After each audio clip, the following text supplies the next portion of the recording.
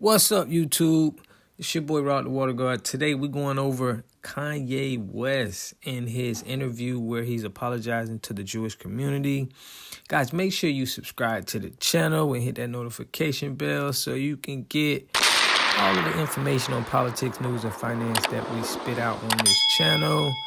And make sure you leave a comment in the comment section and let us know what you think about this interview. Does it make sense? Did he really apologize? Or did he just, walk around it? Karen. I'm talking about. I'm not a Karen to the pain. I'm not a Karen, and I'm not going to cancel you, and I'm not going to uncensor you. I'm simply going to challenge you on what you're saying. I think you don't understand the pain that you've been causing with some of these comments, and I think that one in particular, I can understand. Oh my God! God forbid! God forbid! One comment could cause people to feel any of the pain that my people have went through for years. Even like the blacks being ushered to the left during the civil rights movement. No one has cared about black people. All right. No one is.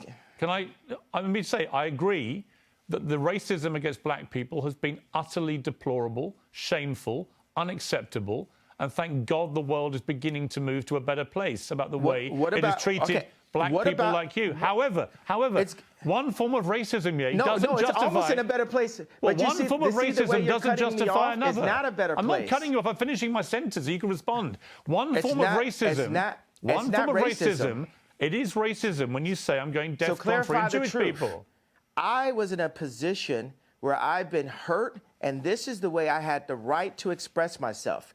The point of this interview is for you to question me and then for me to answer and say, okay, even though the same rules are not applied to my people, if a person with a gun or drugs is pulled over and has three other people in the car, they're all going to jail. I'm not going to apply that to Jewish people for the sake of this conversation. Isn't that what you wanted? But you know what you did? You tried to civil rights me. You tried to pull me back to a week ago, but we're here today. There's been plenty of conversations and commentary since that, but you want me to go back to 1960. No. You want me to go back to 7 days ago. All right, let me jump in. Here's what I want you to do. I want you to reflect. Okay, so have we grown? Have we grown? Here's how we grow. Yeah, here's how we grow.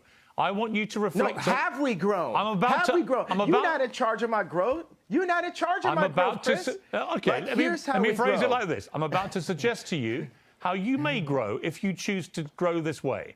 And you can ignore me. You can ignore me. Pierce, how much money are you worth? Not as much as you, sadly. Exactly. So take my advice. Maybe you'll get richer. I would love to take your business advice. Why would I listen to you? Why don't you hear what my advice is and then work out if I'm wrong? Can we do that deal? Well, the thing is, you haven't given me any credit or a moment of reflection for the comparison that I made, the brilliant, if I do say so myself, comparison that I made to the cops pulling over one black person and locking everyone up. I understand what you're saying. And my tweet having issues. Wait a second, I wasn't done with the sentence. My tweet referring to all Jewish people, I said, for the sake of this conversation, I will refer to the business people who have destroyed me and my people and my fellow creatives. But you didn't even accept that I gave you that. You tried to push me back into 1960. No, I didn't. You tried to push me back into last week. No, I didn't. Okay, do you accept that example that I gave you? I understand completely the example you gave me. I think all racism is wrong. So I feel that we've grown. I would like you to reflect. I feel we've grown. Do you feel we've grown? If you've now changed what you wanted to say originally, my question for you is, do you now regret saying DEFCON 3 on Jewish people? Are you sorry you said that? No. I don't think it matters. You should be. Absolutely not.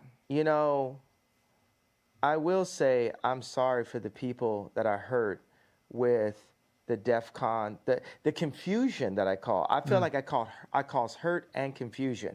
And I'm sorry for the families of the people that had nothing to do with the trauma that I had been through, and that I use my platform where you say hurt people, and I was hurt. Yeah. It's an uncensored interview. You said something which you've now wished you hadn't said, and you've apologized. I actually think that says a lot about you.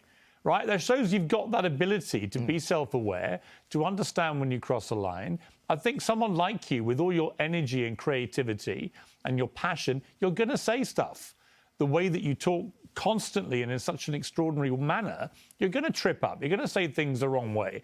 I don't think there's anything wrong in when you do that, doing what you just did and saying, look, I'm sorry, I crossed a line, I apologize. I want to say that it's wrong to hold an apology hostage, and I got to let go of that and free myself of the trauma and say, look, I'm just going to give it all up to God right now and say to those families that are hurt, I really want to give you guys a big hug.